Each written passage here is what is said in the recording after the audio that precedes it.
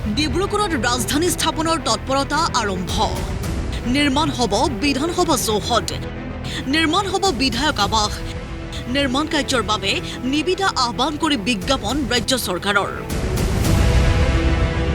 ডিব্ৰুগড়ত ৰাজ্যৰ দ্বিতীয়খন ৰাজধানী নিৰ্মাণৰ বাবে ৰাজ্য চৰকাৰে গ্ৰহণ কৰা সিদ্ধান্তৰ পিছত বিগত 21 মাৰ্চত নিৰ্মাণ ক্ষেত্ৰ পৰিদৰ্শন কৰিছিল মুখ্যমন্ত্ৰী ডক্টৰ হিমন্ত বিশ্ব শৰ্মাই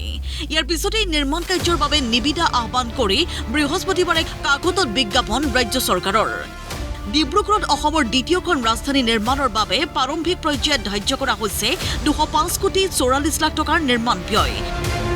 নিৰ্মাণ কাৰ্য সম্পূৰ্ণ কৰাৰ বাবে নিৰ্ধাৰণ কৰা হৈছে 30 মাহ অৰ্থাৎ 30 মাহৰ পিছত দ্বিতীয়খন ৰাজধানী পাব অসমে ডিব্ৰুগড়ত ৰাজধানী নিৰ্মাণ সম্পূৰ্ণ হৈ উঠাৰ পিছত অসমেই হ'ব ভাৰতবৰ্ষৰ একমাত্ৰ ৰাজ্য যিখন ৰাজ্যৰ দুখনকৈ ৰাজধানী আছে ইয়াৰ পূৰ্বে অৱশ্যে জম্মু আৰু কাশ্মীৰৰো দুখন ৰাজধানী আছিল সেই ৰাজধানী দুখন হৈছে শ্ৰীনগৰ আৰু জম্মু শ্ৰীনগৰ আছিল গ্ৰীষ্মকালীন ৰাজধানী আৰু জম্মু আছিল শীতকালীন ৰাজধানী অৱশ্যে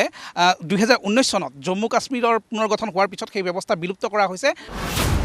পিছে এখন ৰাজ্যত দুখনকৈ ৰাজধানী কিয় ডিব্ৰুগড়ৰ ৰাজধানী নিৰ্মাণ সময়ৰ দাবী নে ৰাজনৈতিক চমন আয়তনৰ ফালৰ পৰা ভাৰতবৰ্ষৰ সৰ্ববৃহৎ 10খন ৰাজ্য হৈছে ক্ৰমাৎ ৰাজস্থান মধ্যপ্ৰদেশ মহাৰাষ্ট্ৰ উত্তৰ প্ৰদেশ গুজৰাট কৰ্ণাটক অন্ধ্ৰপ্ৰদেশ উৰিষ্যা আৰু ছত্তীশগড় অসমৰ নাম এই তালিকাত 16 নম্বৰত আহে এই যে আয়তনৰ ফালৰ পৰা সৰ্ববৃহৎ ৰাজ্যসমূহ আছে এই ৰাজ্যসমূহৰ কিন্তু দুখনকৈ ৰাজধানী নাই তেনে ক্ষেত্ৰত অসমত দুখনকৈ ৰাজধানী পতাৰ যুক্তিযুক্ততা কি আছে অৱশ্যে এই সন্দৰ্ভত ৰাজনৈতিকভাৱে লোকচান হোৱাৰ আশংকাতে বিৰোধীও একো মাত নামাতে চৰ্চা চলিছে উজনিত এতিয়াও নিষ্কণ্টক নহয় মুখ্যমন্ত্ৰী ডক্টৰ হিমন্ত বিশ্ব শৰ্মা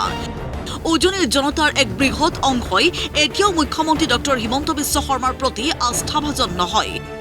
উজনিৰ পৰা ৰাজনৈতিক প্ৰত্যাহ্বানৰ সন্মুখীন হ'ব বুলি শংকিত ডক্টৰ হিমন্ত বিশ্ব শৰ্মা আৰু সেইবাবেই উজনিৰ জনতাক সন্তুষ্ট কৰিবলৈ ৰাজধানী উপহাৰ দিব বিচাৰিছে মুখ্যমন্ত্ৰীয়ে বিপৰীতে দিছপুৰ বিধায়ক আৱাস চৌহদতে এতিয়াও নাই বিধায়কৰ বাবে পৰ্যাপ্ত আৱাস আপোনালোকে যদি বিধানসভা চৌহদত প্ৰৱেশ কৰে তেতিয়াহ'লে দেখিব কিবা নহয় কিবা এটা নিৰ্মাণ কাৰ্য এতিয়াও চলি আছে তাতোকৈ ডাঙৰ কথা হৈছে এতিয়াও অসমৰ যি 126 গৰাকী বিধায়ক সেই 126 গৰাকী বিধায়কক বিধায়ক আৱাস চৌহদত চৰকাৰী আৱাস দিব পৰাকৈ পৰ্যাপ্ত সা সুবিধা নাই এতিয়াও প্ৰায় 40 গৰাকী বিধায়ক বাহিৰত থাকে আৰু তেওঁলোকক ভাড়াৰ বাবদ বিধানসভাই প্ৰতিমাহে একোগৰাকী বিধায়কৰ বিপৰীতে 60,000 টকাকৈ খৰচ কৰে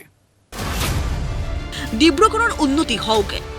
উজনিৰ ৰাজ্যৰ সুবিধাৰ বাবে এটা সচিবালয় থাকক এই কথাত দ্বিমত থাকিব নোৱাৰে কিন্তু এখন ৰাজ্যত দুখনকৈ ৰাজধানীৰ প্ৰয়োজন আছেনে দুখনকৈ বিধানসভা চৌহদ আৰু বিধায়ক আৱাসৰ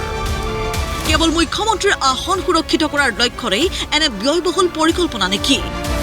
তাৰ বিচাৰ কৰিব জনসাধাৰণে ভিডিঅ' জাৰ্নেলিষ্ট হেমন্ত শৰ্মাৰ সহযোগত অমৰিন্দ্ৰ ডেকাৰ ৰিপৰ্ট প্ৰতিদিন টাইম